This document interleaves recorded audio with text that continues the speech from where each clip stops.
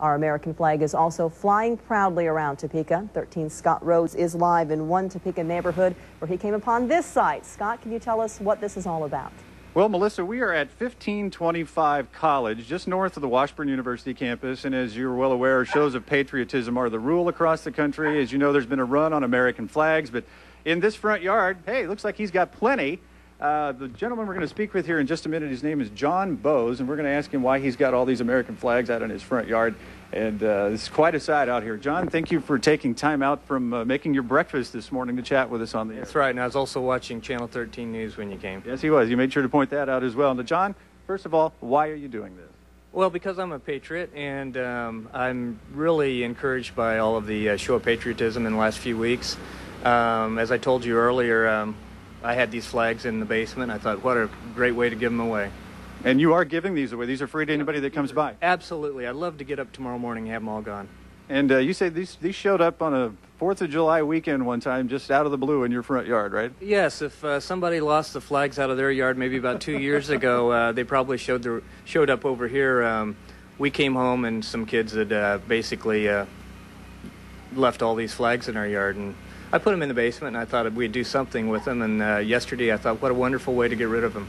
And a rather unique flag behind us, a 48-star flag. I haven't seen one of these for quite some time. John, this has some special meaning for you and your family, does it not?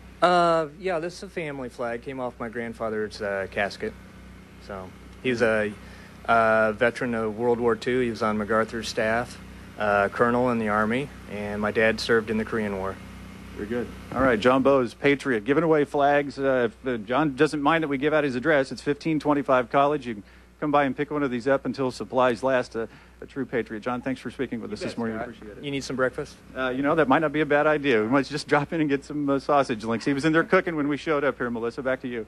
And a lot of people have been asking for flags. Most of the stores in Topeka are sold out, so thanks to John for helping folks show their American pride, and thank you too, Scott.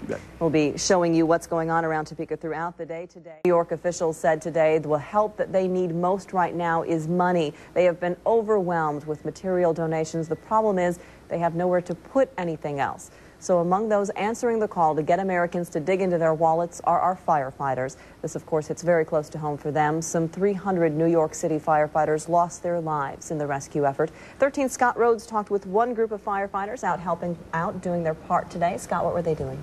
Well, they're out standing in the rain, Melissa. As we've heard officials in New York say, the thing they need most right now is cash. And over at the Soldier Township Fire Station, firefighters counting the money that they collected this morning. As I mentioned, they stood out in the rain all up and down Northwest 46th Street taking donations for the New York relief effort. It's a brotherhood, and if, you know, since we can't necessarily get there to assist in the rescue efforts, then this is our way of being able to help out. And I think they would probably do the same thing for us if we had the same kind of disaster here. Okay. And we were out at the Soldier Township Fire Station just before noon, and at that time they told us they'd collected around $2,000 in just the first hour alone. But Melissa, they called just a short time before we came back on the air.